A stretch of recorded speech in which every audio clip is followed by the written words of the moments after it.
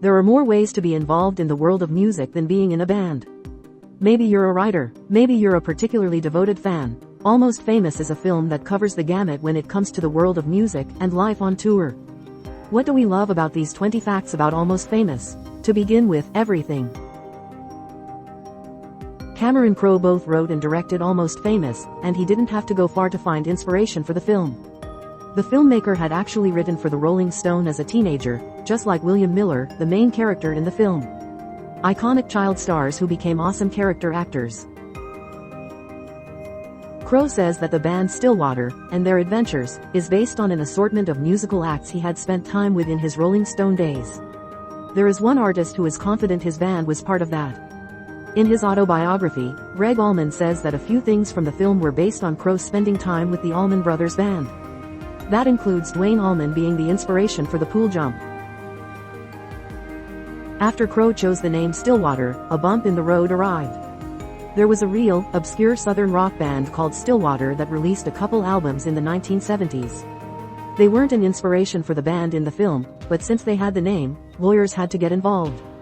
According to a Stillwater member, they got a little bit of change out of it. Long-standing celebrity couples who never got married. In addition to being a great Simpsons guest star one time, Peter Frampton was a big musician in the 1970s. He served as a consultant on Almost Famous to add a level of verisimilitude, and he also wrote 2 of Stillwater's songs for the movie. The other 3 original Stillwater songs in the movie? They were co-written by Crowe and Nancy Wilson, who was in Heart with her sister Ann. It's not surprising that Crowe and Wilson collaborated. At the time, they were married.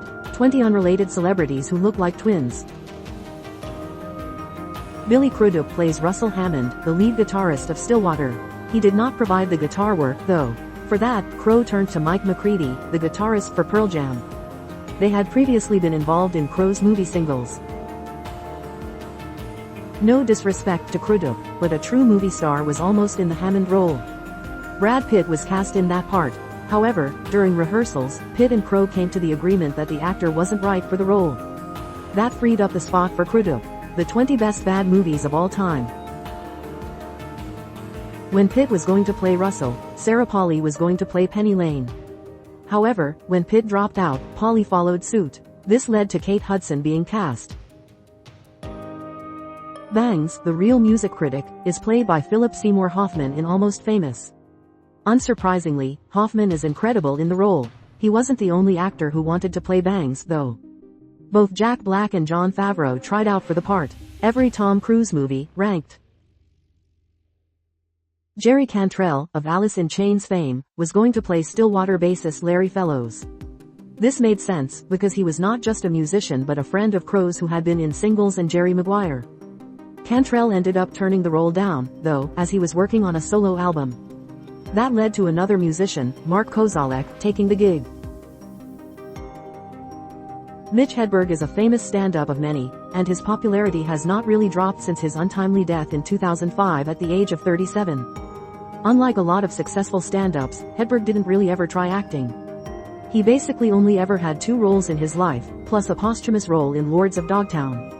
All of them were small, borderline cameo parts. The only movie he was in during his life, aside from an indie he wrote and directed that basically nobody has seen called Los Enchiladas, was as the Eagles road manager in Almost Famous. Love to hate. 25 movie characters who are simply insufferable. Speaking of stand-ups, have you ever listened to Marc Maron's podcast? If so, you have definitely heard him yelling, "Lock the gates," at the beginning of the episode, even if you are a listener that skips the monologue for the interview. That line is actually spoken by Maron in Almost Famous. McDormand plays an indelible film mother in Almost Famous. She is also apparently based on Crowe's own mother. Fitting to the character based on her, Crowe's mom showed up on set to watch production. The director asked his mom not to bug McDormand, but she didn't listen. Luckily for Crowe, his mother and McDormand got along quite well. 25 Hollywood A-list stars who made improbable comebacks. Even though they weren't actually playing the music in the film, the 4 members of Stillwater wanted to make sure they seemed like a real band, and that they had chemistry together. In order to get in the groove together, the guys of Stillwater practiced 4 hours a day, 5 days a week, for 6 weeks. You know that famous clip of Kevin Sorbo in Hercules yelling, "Disappointed," that is purportedly the actor reading the stage direction? There's a line in Almost Famous that's sort of like that, but it actually works.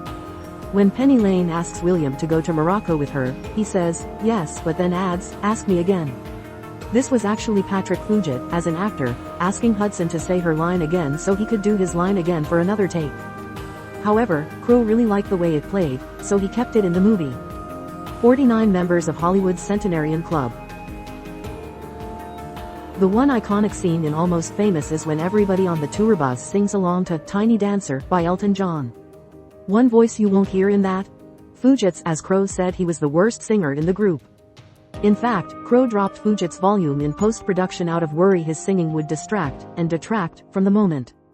To defend Fugit, his voice did break during production. Puberty, right?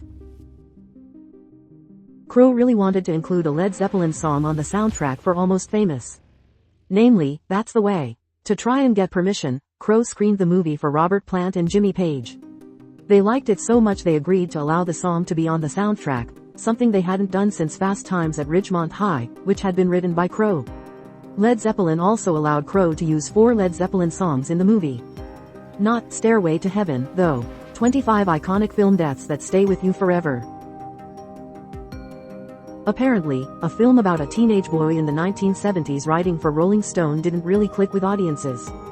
The film made $47.4 million worldwide. That was not ideal, as the film was made with a budget of $60 million, meaning it did not turn a profit. Almost Famous did not click with audiences, but there were fans. The movie has an 89% rating on Rotten Tomatoes, and Roger Ebert gave it 4 stars. It also won Best Film, Musical or Comedy at the Golden Globes. Kate Hudson won a Globe as well. Hudson and McDormand were both nominated for Best Supporting Actress at the Oscars. Crowe, meanwhile, actually won for Best Original Screenplay. Iconic musicians who were notoriously difficult to work with. Crowe began writing a stage musical version of Almost Famous in 2018, and it debuted in 2019 just before the pandemic. They persevered, and it has been announced Almost Famous will debut on Broadway in the fall of 2022. Did you enjoy this slideshow?